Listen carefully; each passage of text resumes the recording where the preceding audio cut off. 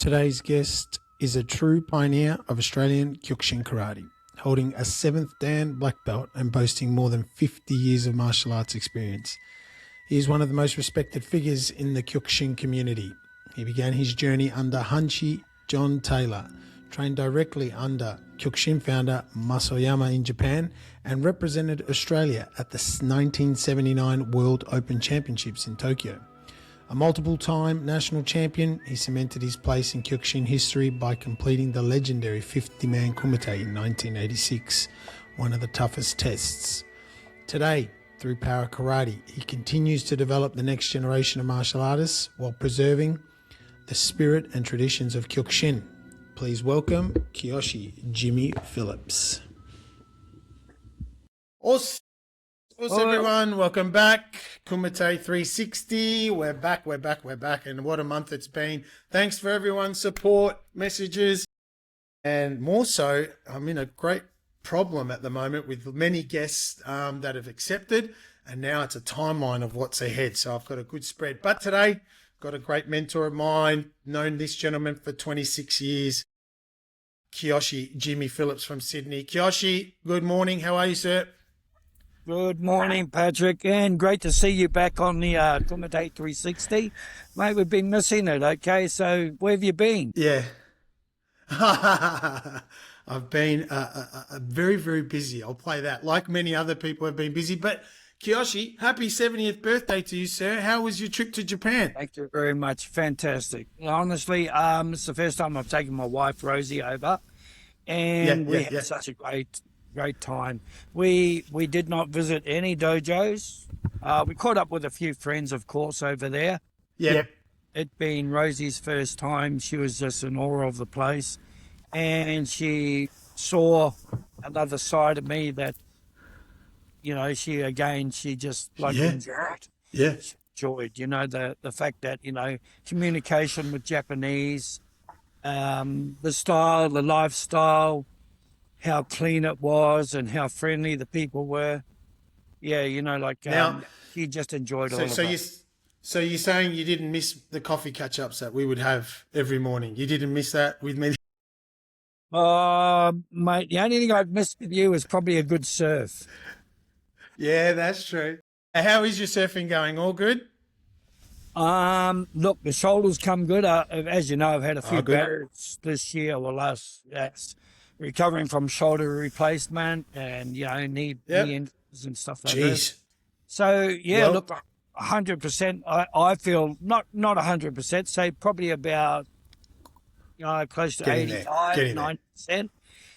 Back on the fingertip push-ups, you know. Hey. But we've installed a couple of ropes into the dojo, and that's my climbing. Yeah. So that's going to be a big challenge for me to climb that rope again. So that's what I'm working towards. And I want to be able to do that again. So happy 70-year-old. Yeah, good for you. Well, you're inspiring because, again, I've shared the story many times and I'll share it again. But Kyoshi, when Anglesey, maybe 25 years ago, I'm a yellow green belt at the time, and Kyoshi was maybe, I think at the time, a 6th Dan around then. He's been on Kyoshi started doing push-ups on the basketball court, bare knuckle, and it fucking blew me away. I was like, what in the hell is this bloke doing? And Kyoshi, you started doing push-ups and explaining to us about the push-ups and how the knuckles need to, and it absolutely blew me away at that time. And come to think of it, if it was 25 odd years ago, you would have been 45 years old. And guess how old I am? You probably would have been around about, I would say, in your... I'm 45 now. 45. I'm 45 now. So you're looking around, what, 20? 20-something? 20...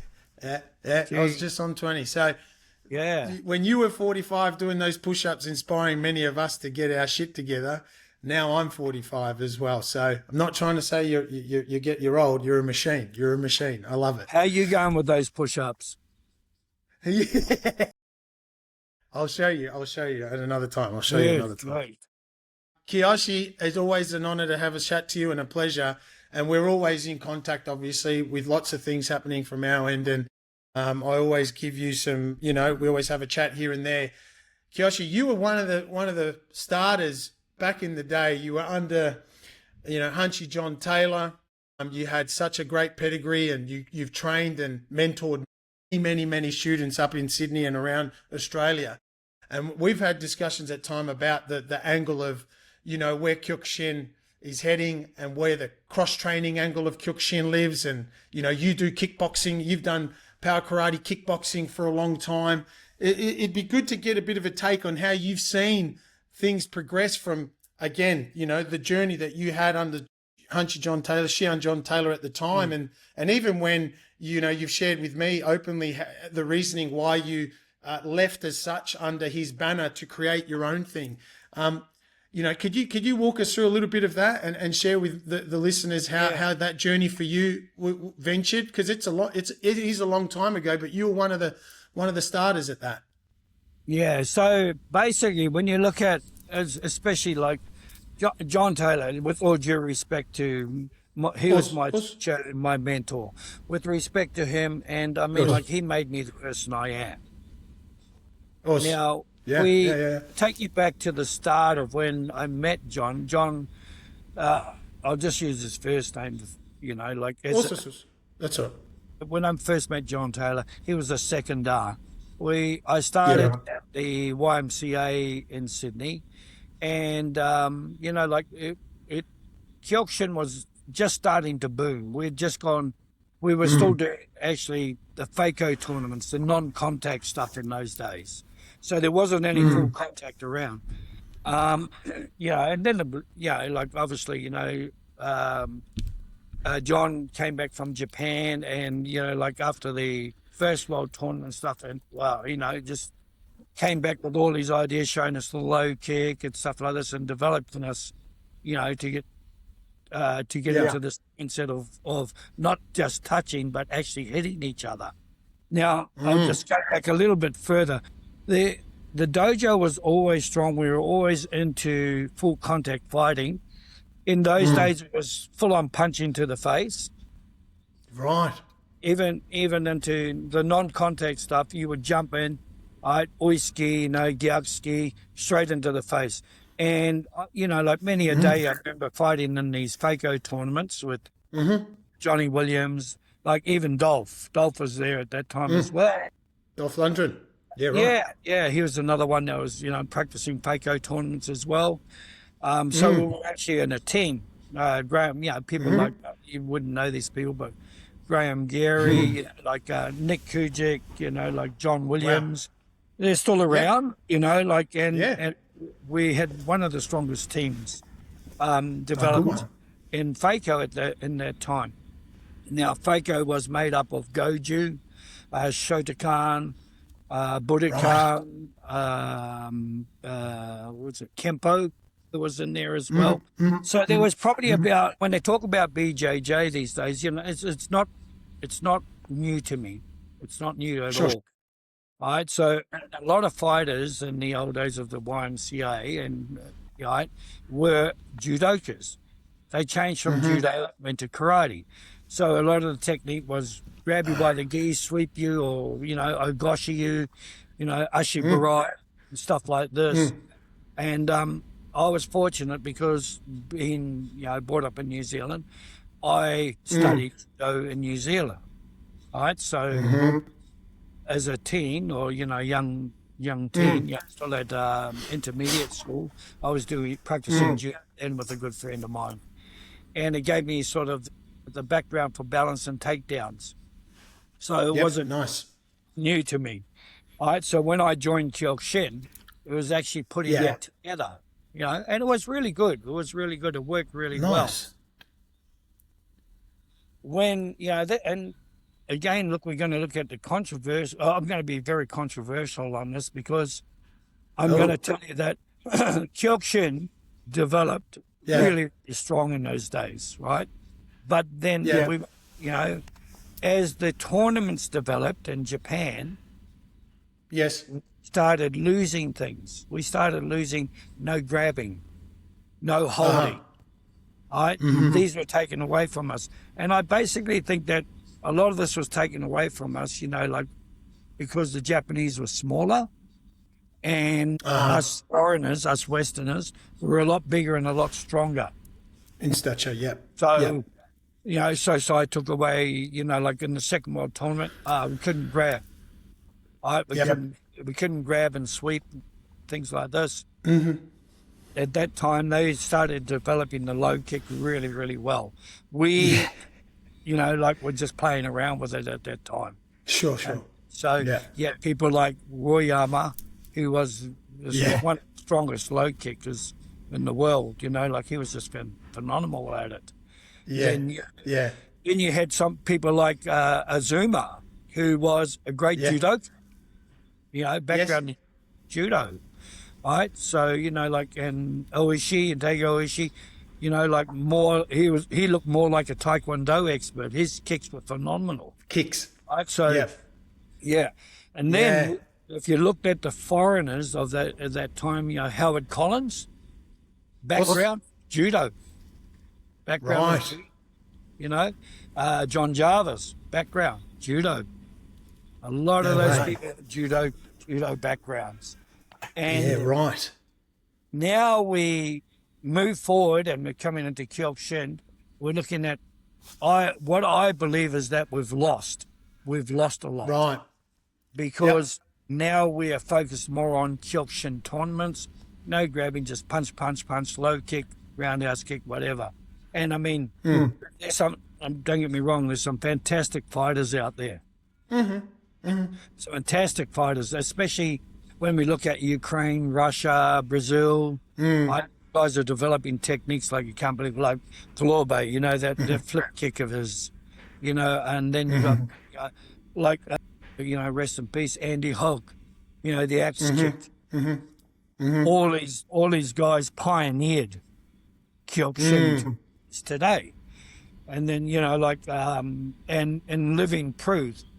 You're looking at someone like Nicholas Pettis, who's an all-round fighter, the last Uchideshi of Sosai, foreign Uchideshi. Fantastic, fantastic technician, power, speed, had everything going for him, right? So getting back to where we are in Kyokushin, as I said, I believe that a lot of the dojos are too focused on just Kyokushin tournaments. Right. And that comes from the leadership too. It comes from the leadership. So, it comes from Japan, world tournaments, okay, no grabbing, no punching to the face, no downs, nothing like this. So how can we call ourselves the strongest karate anymore? Right.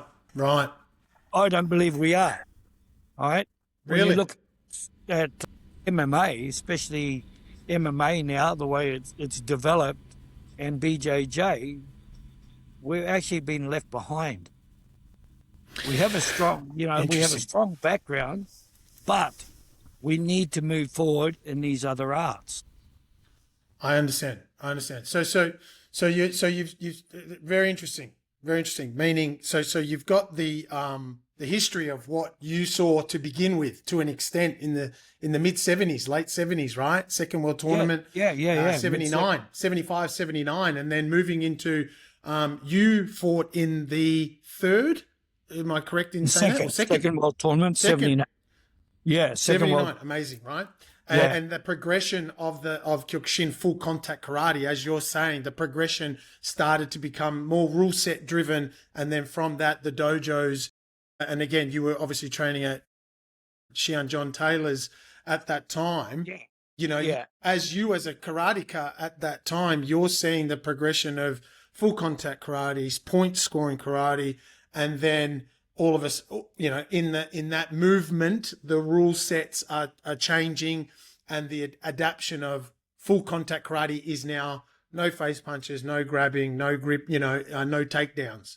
How were you feeling about that? What was because that was the boom time to an extent in the early 80s. Yeah, totally. Well, like a lot of people know that I was John Taylor's champion, if we go back, it was John and myself that actually started the first Bondi dojo. All right, wow. So we opened up the first Willem Bondi Junction, okay, along with and it it goes back. We're sharing with the dance studio. Yeah. Shared with a dance studio. Now that was our first dojo before we moved around the corner and took on a full-time school. Right. Now, John became more and more busy with Japan and also with Of course. running the His organization. roles. So basically, like, I was like full-time Uchideshi with John at that time. So you're looking at my whole life was tied to John Taylor, right? So that was my whole life, okay? So, you know, I'd work here and there and, you know, like get money for different things, but my whole life was always about karate, living in the dojo and just teaching. So I taught from morning to night. And basically, I was the head teacher. I was the head teacher of our school at that time. And we look back at it and kids classes, adults classes, right? Even his own son and his wife, Annette, I was their teacher, right? So it goes back to that. Wow. Now, getting back to the way that what was wanted in the dojo and what was needed in the dojo were two different things. So, John's of fighters were Kyokushin fighters, tournament fighters, strong people.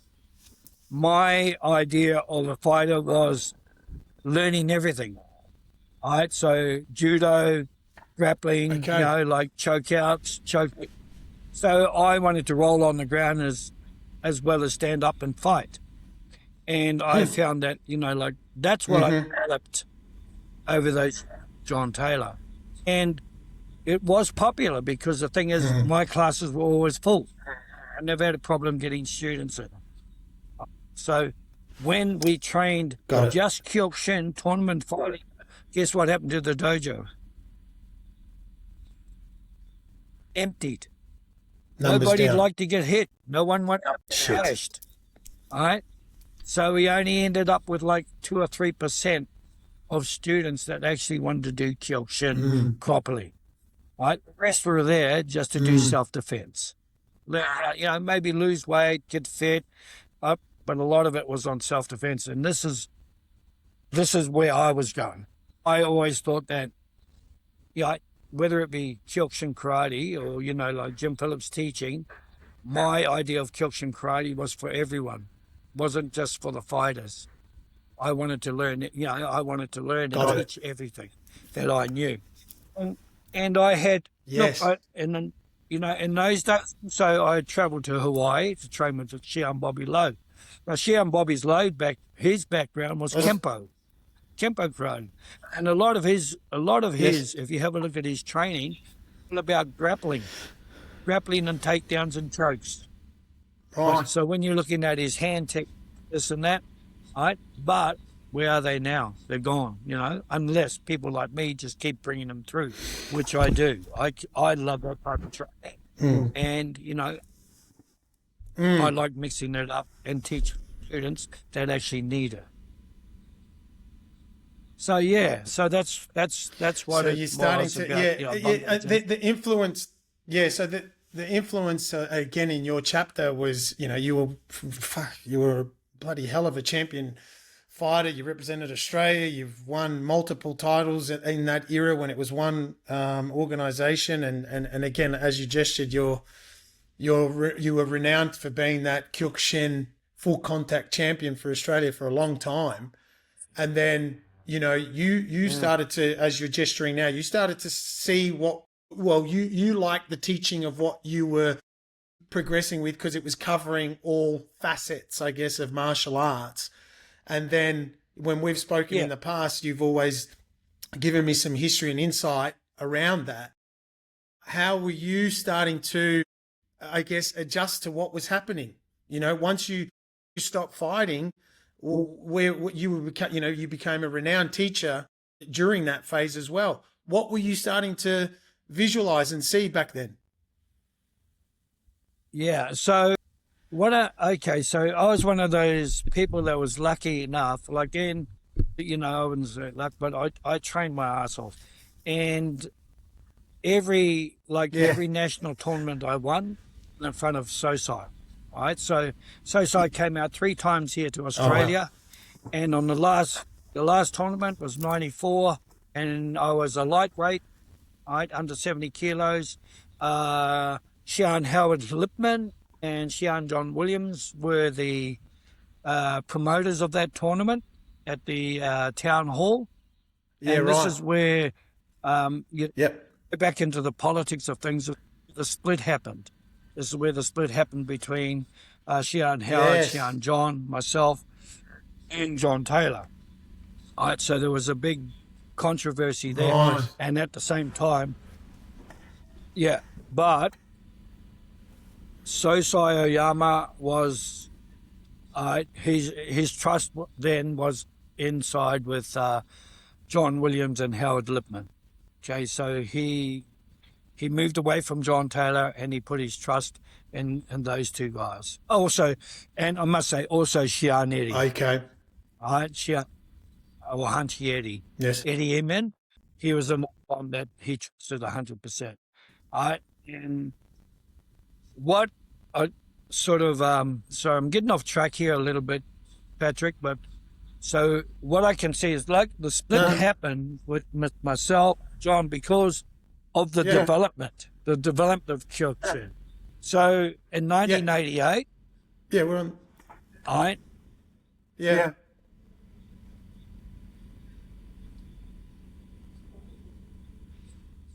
Right.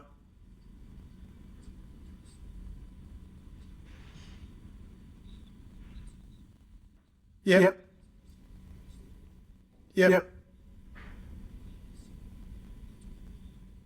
Right. Okay. Right. I believe in Bondi Junction, and I walked away from it, and I started teaching on my own. Nobody knew where I was going or what I was doing, but I stayed in the Eastern Suburbs. And a few students followed me, found out that I had left the dojo, and they left as well. Now, when we look at teachers such as John Taylor, like Sean Eddie and stuff like this, they could only take us so far, right? I don't and this is what's happening with a lot of instructors now, so-called shihans, so-called senseis. They're not coaches. They're instructors of basics. They do not know how to coach. So unless you've had background like myself, you've done a lot of study to human physiology, all right? And, and taken and done courses, like even the basics. I've done massage courses. I've done, all different courses to try and improve myself to be a good coach. So 1988, as I said, that was my last tournament, and I had people like Graham Rosen that coming through, and I thought, well, you know what? I was just using these guys as punching bags. So I was a good fighter, but they weren't. So I learned to step back. I had to step back, and start teaching them how to fight properly. And this was the big change in me. Go from an instructor to being a coach. Yes. Got it. Yeah. Got it. Got it? Yeah. Well, and again, so in doing that, that's a massive step, right? Under the master, and then you've opened up your own facility as such and teaching, and then progressing your way of Kyokushin. And even Sosai kind of gestured in interviews we're all familiar with to an extent, where he said there is gym karate, pat karate, and this person's karate. You have to mold Kyokushin the way you wanted it, and you went down that path. Yeah. And look, you know what? When I went to Japan, after I left John Taylor, I went to Japan and I visited Sosai. And that's when he made me a branch chief. Yes. Right? So he was happy that I had moved on. And I was starting, starting my own thing. So that's where the name Power Karate. Yeah. Now, the name Power Karate came in because what happened was John Taylor had the rights to the name Kyokushin. The other one that had the rights to it was Xian Eddie. Uh-huh. Right, so they had the rights to the name Kyokushin. So in legal battle, I could not use that name. But because I was on a magazine in Japan, Interesting. So I chose the name Power Karate. And I thought, you know what, makes sense to me. Power Karate, is Kyokushin. Yeah, so that's where I developed the name. Yeah, so, founding father. Really good. Yeah, that's cool. And then what made you? And I was fortunate in geez, I don't remember. It was maybe early 2000s, and I was working in Sydney, and if you recall, and I came down to your dojo, and you welcomed me with open arms. In Kensington. We got to train. I got to train in your dojo for nearly. Yeah, I got to train with you and the team there, and Senpai Jace and Rosie and Erica and all the legends there. And you had the kickboxing component. And again, I'm bringing this up just as that cross-training element that you were pushing as well into pretty much a full-time dojo that you had. How did the kickboxing element come into your world? Okay, so I'm going to take you back to now. So basically, there was this guy called Hirayama. They came out to Sydney from Japan, and he actually started with the kickboxing. All right, so how I got involved in that, I was training for the World Tournament, and I was down at the city gym doing workouts. Like I had my own personal trainer down there, a guy called Fred Mahi, a New Zealander guy. And he was working on my strength. He was working on my strength and coordination. Now, I was fortunate. I met people like Roger Walker, Mr. Universe. All right. So here's a good story. So so Roger Walker was a Mr. Universe at that time, and he saw me doing chin-ups, things like this. And my coach at that time, Fred, was punching me in the gut. Punched me in the stomach, this and that. So Roger Walker, he was lifting, 300-400 bloody kilos of weights at that time. He came over and he asked if he could have a try. Yeah.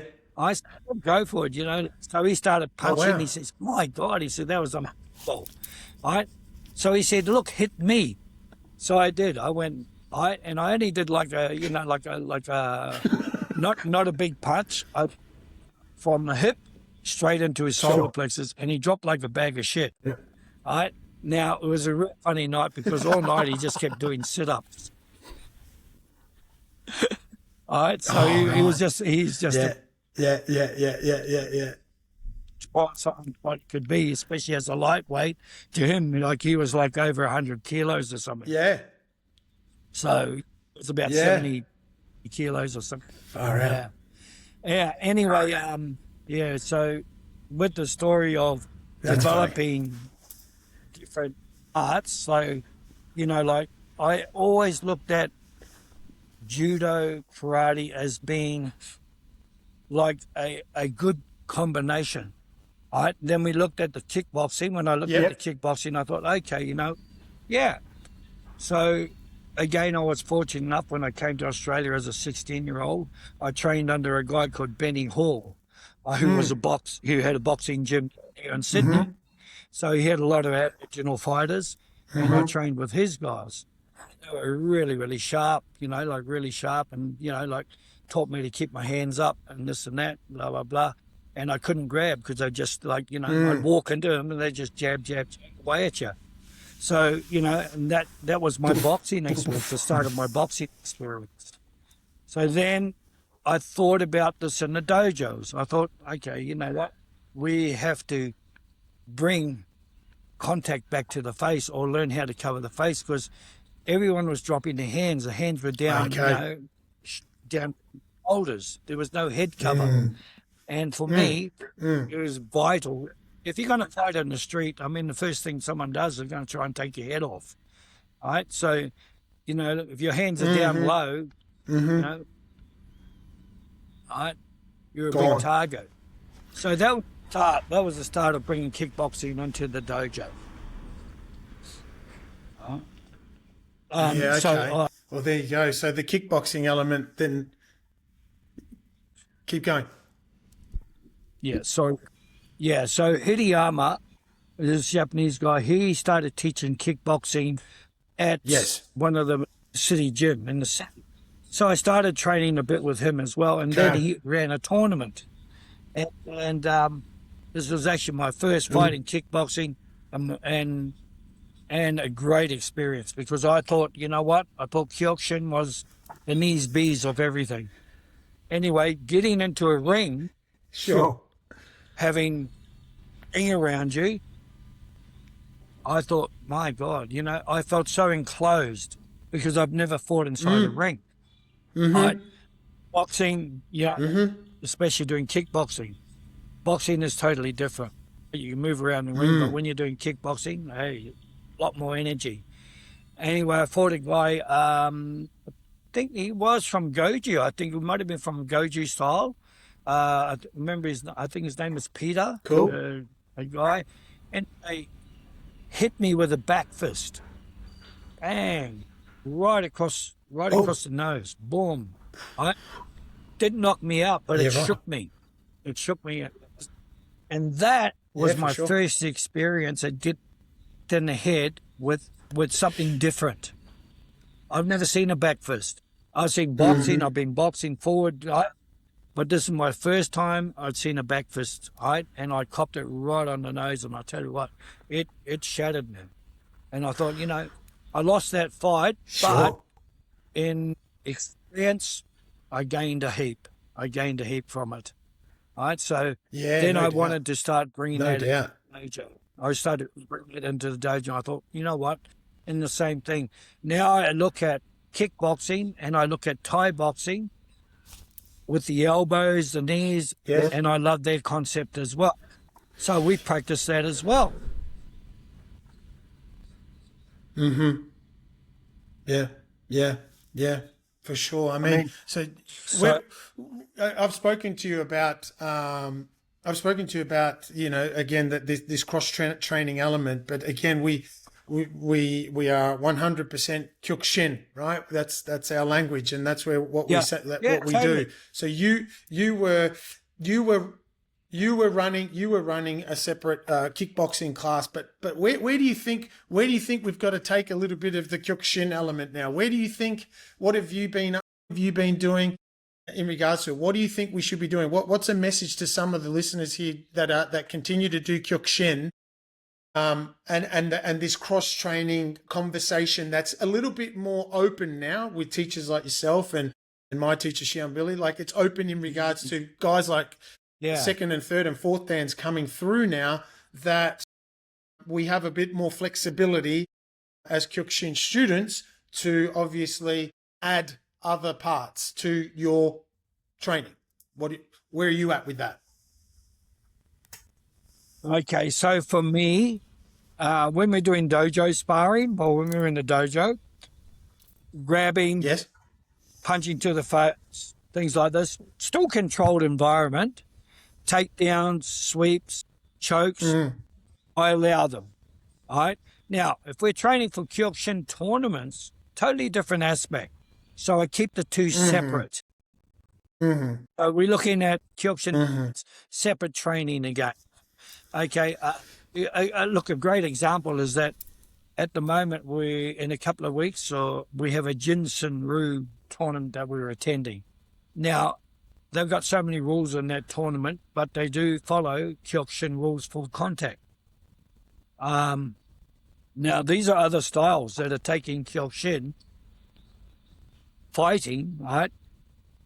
Same as Kempo, Peter Malonis, Kancho Peter Malonis, Kancho Eno. They're all taking the Kyokushin basics and they're implementing our art into their styles.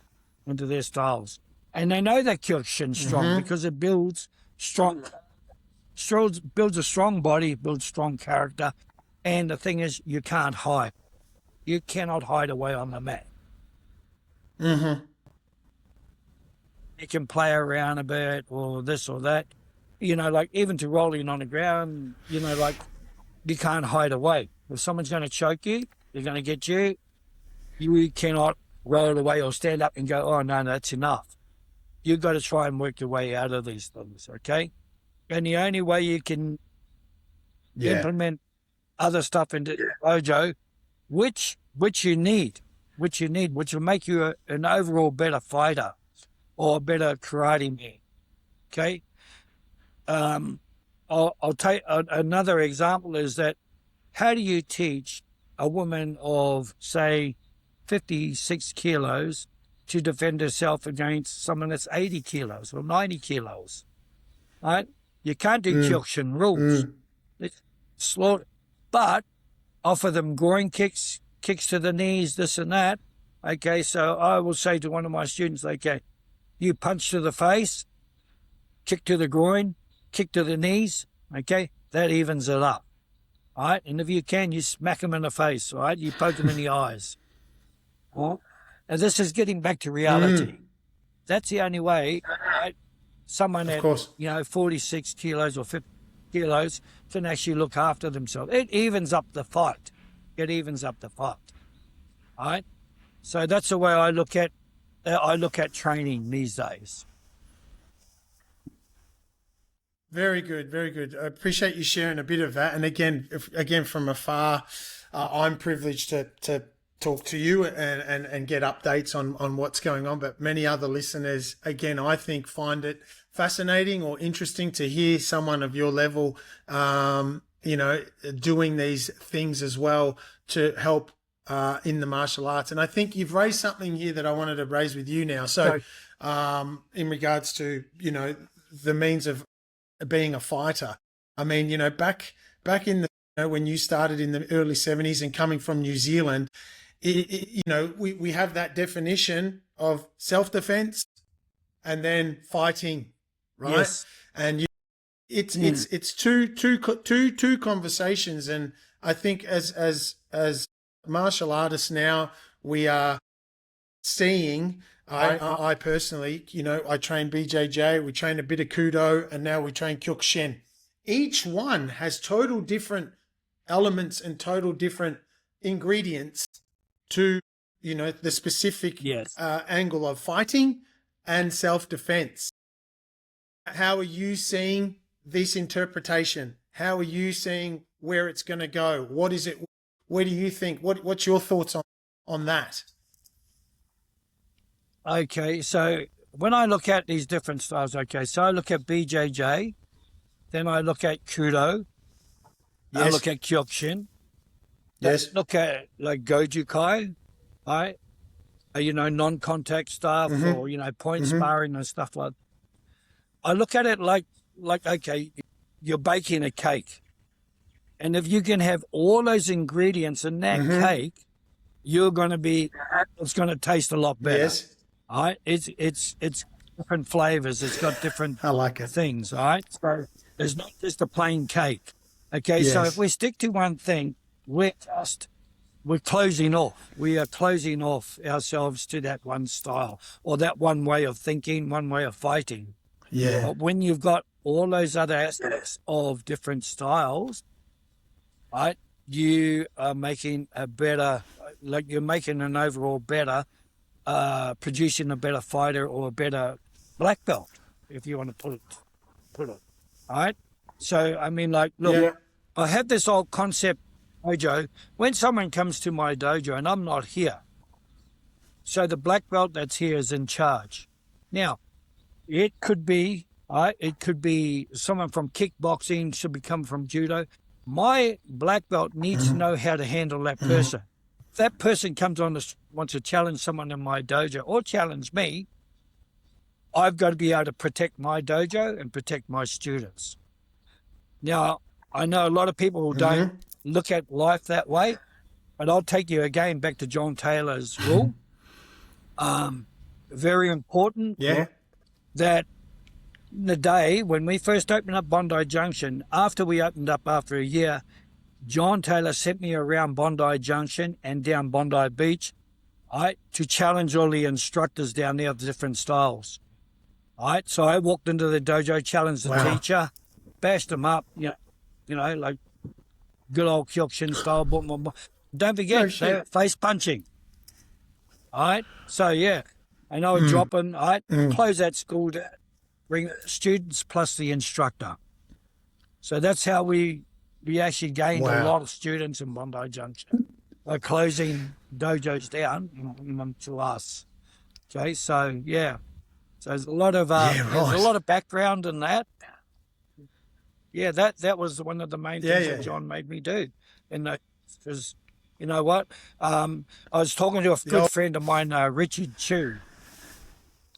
Sorry, yeah, Richard Chu is from Budokan style. Okay, now Richard Chu, his father started Budokan. They had like over 3,000 students, and I was lucky to have dinner with him a couple of weeks before I went away to Japan. And he said to me, "How come you never came to my school?" I think it was in Paddington at that time. And I said, "I don't know, I missed you. I missed out on you." So we kind of laughed about stuff like this.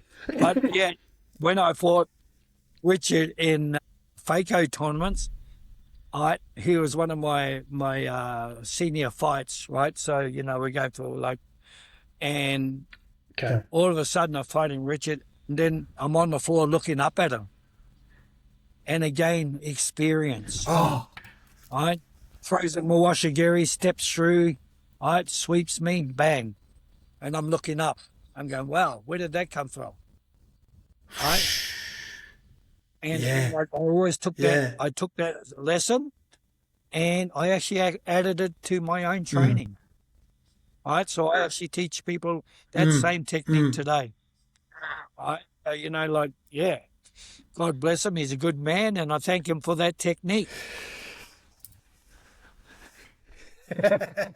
Wow, there you go. Good insight. I appreciate you sharing a bit of that. That's cool for everyone to kind of understand how it was and where you've taken some of those things again, and good points in the lessons that you've taken from that situation.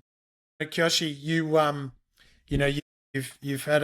you've got a hell of a pedigree in Kyokushin. Congrats on since the listeners probably last spoke to you. You now hold a 7th dan. What an almighty honor that is. Yeah. How and I mean, I was privileged that you were at my grading in Hombu, and we were so lucky to have that under the organization and be appreciative of that special occasion. As a 7th dan now, as a 70-year-old master teacher, Kyoshi, what are you going about? How are you going about your day-to-day? How do you hold that 7th dan? Was that, you were a 6th dan for over nearly 20 years. Timing is one thing, but what does it feel to you now? How does it feel? Where does it take you now? Okay, so my journey, I'm going to take you back through my grades. So my journey through Kyokushin was never about grades. It was never about grades. It was about the journey of learning from my senior people, my senior students, people like Taylor, people like that I could look up to. All right, so when we look at this, when we look at that era, okay, and then coming up to where I am now, I'm probably blessed, but I also that this is my time in life where I should be. Like in New Zealand, we say that you get to a certain age and then you become a kaumatua, meaning a wise person, an old man but a wise person. So in New Zealand, that's what I'm known as one of the kaumatua, okay, of our people. Here, like Japan has blessed me, right, with 7th dan, and I don't take that lightly. I still feel like a student. Though I have a lot of background in my training and things like this, a lot of experience. Every day I'm learning. I'm still learning. I can only hope that myself as a 7th dan, I can, I wear it with pride, but also I want to make other seventh dans. I appreciate that level of experience. That Yes. it's not just a belt, it's not just the stripes, it's the learning period. It's still the learning period. You know, um, I look at the past. People like Sharon Rogbigby from New Zealand. You know, all these great names that have passed on. Yes. And people are here in Australia, like Sharon Howard Lipman. You know, like Sharon Bob Bolton. You know, and I look at their grades. Yes. Their grades, I always looked at them, and they were very, very smart people. I'm not talking about just strength, talking about strong and smart, as in being how to develop Right. things. So this is where I see my life now as a seventh dan. I need to develop more, and this is why I'm really intrigued about you doing Kudo, you doing BJJ, because that's going to Yes. enhance you as a person, also going to enhance your karate, Mm-hmm. right? So that's where I feel where I am at the moment. Okay, so I feel that yeah, it's my time to be this, and at the same time I've got big shoes to fill because, as you know, that being the South Pacific chairman for World Zen Kyokushin under Yes. Soshi Hasegawa is a big privilege. So I've taken the stand from Hanchi Eddie Emin, and I have to fill his role. Right. So, Mm-hmm. and I tell you, I Mm-hmm. struggle. I struggle with it. To be honest, I struggle with it because Right. Right. I think to myself, how did these guys, like live that life and then Yeah. be able to travel back and forth to Japan so much, okay, and also, conduct a good life here in Australia as well. Now, I know that life in Australia has got a lot more tougher, but, again, like I want to be able to travel back and forth to Japan like my predecessors, bring back new stuff, especially in Yes. Kyokushin. But at the same time, we've got to look in our own backyard because there are so many great Mm. schools here, or great teachers in other styles. So I'm mixing with them, and then yeah, trying to get Interesting. my students, you know, more variation, more variation of technique as well. So that's it for me, Patch. Very good. No, that's awesome. That's a real great summary of my question there. And I don't think I've ever asked you since you did receive it. And again, extremely inspiring once again to see it and to acknowledge it and have you present with, that at Hombu that weekend we were there in Japan and with yourself and Xian Billy and Yeah. what a moment that was for someone like me and just sharing with listeners. And I don't think I've spoken about it since because I stopped the podcast for a while. But when you have your mentors in front of you there watching you and, we had to do 40 rounds and as the last Really? part of the grading and Kyoshi for his seventh, he had to do rounds as well. And when you hear those stories and you had a bung calf and but you could persevered, and then there's me and Dane and Sensei Nathan, your son, and Senpai Sensei Dean. Yeah. It was just a real special time. Sensei Michelle, we had a real special group there. Mm, mm. Yeah, and I think also Colin, like from Geelong, and Sian Lance. Yes, Ben What's it? from Was it Bendigo. Colin? Bendigo, Yeah, yes, yes, yes. yeah, that's yeah. I mean, and you guys, look, you know what? And this is the whole thing: is that people have got to look at is that what you're doing and what you're sacrificing with your lives for your art, for Kyokushin to make yourself better people. All right? That's what it's all about. That's what it's all Got it. about. And then you pass that Got knowledge it. to your students. Like I was, yeah, proud to be Mm. there at your grading, and also partake in it and look at it and go, wow, you know what? Australia's looking really good. Australia's looking fine. And I see in Australia at the moment, like, a whole lot of rebuilding because of the splintered organisations, right? You know, like, I mean, they're always talking about, you know, having one Kyokushin tournament, one Kyokushin, this and that. I don't know whether I'll see it in my lifetime, but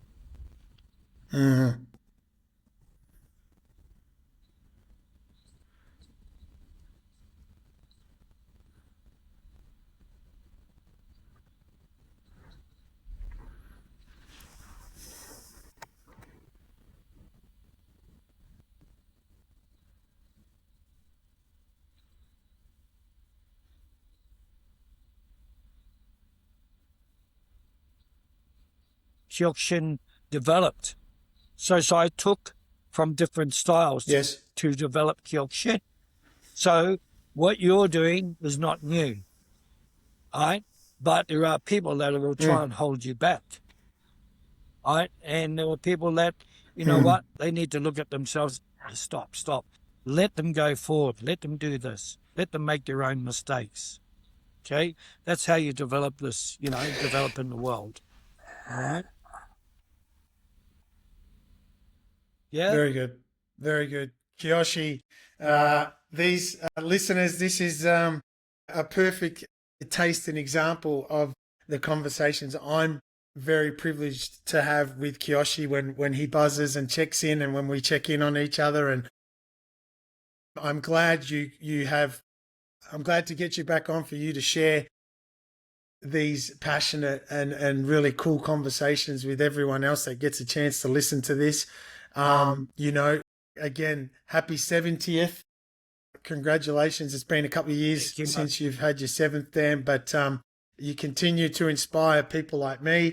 And I think in sharing this conversation, no doubt it gives people a little bit more knowledge of your background. And when I had you on, again, respectfully, it was years ago, and we would always say, or I would always say to Kyoshi, hey, this would be a good conversation on the podcast. Can I get you back on soon? So again, shared a little bit. You've shared a little bit more with us, which is thankful. And it was, again, a nice little opportunity to mention your mentor, Hanshin John Taylor, rest in peace, because such a honourable history there with him, and a little bit of history for those in the Kyokushin world in understanding how that generation of Kyoshi moved, you know, in the realms of cross training and into, you know, building own full-time dojos. And, you know, the luxury I get is to hear some of those stories. Yeah. Ush. One of the things I will say, and I'd like to mention, is that probably about 5 years later, when we were at Kensington Dojo, or maybe even later on in that, Hanshin John Taylor came to the dojo. And this is before he started the kickboxing scene. So he asked my advice on what he should do and how to do it. Now, that's the kind of relationship we had. Right. Right? That's the kind of relationship we had. Yeah. Right? Yeah, you know what? You're left on bad terms, but the karate was always there. The martial arts was always there. And when it came to the kickboxing, he came to me and says, I want to start this kickboxing. You know, do you think you could have fighters? And I said to him, I said, oh, look, you know, I said, what do you call it? He says, I'll first call him Australian kickboxing. I said, why don't you call it world kickboxing, you know, like start something like that, you know. Well, and he did, and we put a few fighters in there, and it was a great, and he loved it, you know, like we all thought it did really well. We put some good acts in there. I wouldn't say acts, but you know, like some really guys that strong, good sharp technique, and the fact that they could you know, like fight in the ring made it. As I said, you know what, if you never fought in a ring, it makes a big difference. You know, like you've got to have that train, and that's why I think it's important, you know, that when you're looking at other styles, you know, like I always use my dojo as an example. I say, okay, you know what, that doorway, right, you start trying trying to move in that door, do this, do that, you know, and try and use your karate in there. Because that's as much room sometimes that you have to move, right, to defend yourself. You don't have you're that small confined spot. And being the same thing ground. How do you know, you got 3 or 4 people around you, you don't want to be on the ground, or you want to have something to protect you. So you want to use that other person's body, right, to protect you. Right, so things like that need to come into play with training, and I think that it's brought back into a lot of dojos. You know, you got to stop just looking at Kyokushin tournaments, start looking at the self-defense side of it. And the other thing, Pat, weaponry. Right? This is another thing that we've got to look at, is using weapons more. All right, so that's another move, and I've been developing that since I started power karate. All right, working with weapons. Yeah, okay. Very good. Very good. Kyoshi, thank you so much. Awesome to grab an hour of your time. Thanks heaps for sharing your knowledge, your experience for others again. And like I've said in the past to everyone, it's not easy to get 1 hour of someone that spent 55 plus 60 years of his life in martial arts, but to build around a topic, Kyoshi and I were discussing it during the week, and he was thankful enough to jump on. Kyoshi, thanks heaps for your time. A big us to you. Love you, man. And look, you know what? Good luck with the Kudo and the BJJ, because you know what? As I said, you know, everybody needs to start looking at the different styles out there and taking advantage of it. All the best to you, my friend, and your family, and all the best to all martial arts people out there. Us. Us, Kyoshi. Thanks, listeners. Thanks, everyone. Lovely chat with Kyoshi Jimmy in Sydney, and be sure to reach out to Kyoshi if you are in Sydney. He's got an amazing dojo where he is now. Just, I think, 5 minutes, if that, or less from the Sydney airport. It's a beautiful place. So you can get Kyoshi on his social media, and I've been privileged to train down there. I might be down there in a month's time, Kyoshi, so we might be able to train again or have a dinner. Thanks again for your time. Big us. Looking forward to it. Us. Thank you again, guys. That brings us to the end of another episode of the Kumite 360 Martial Art Podcast. A huge thank you to Kyoshi Jimmy Phillips for sharing his knowledge, experiences, and insights with us today. And most importantly, thank you to all of you for tuning in and being part of the Kumite 360 community. Your support allows me to continue bringing you conversations from some of the most respected martial artists around the world. If you enjoyed today's episode, please take a moment to subscribe to our YouTube channel, Kumite 360 Martial Arts Podcast, and follow us on Spotify so you never miss an episode. Your subscriptions, reviews, shares help us reach more martial artists and continue growing the community. Also, keep an eye out for the upcoming launch of Kumite 360 Online Dojo, where you'll be able to train with me and have exclusive instructional content. More to come on that as I build it up. Until next time, keep training, keep learning, and remember, no matter your rank or experience, we are all forever the student.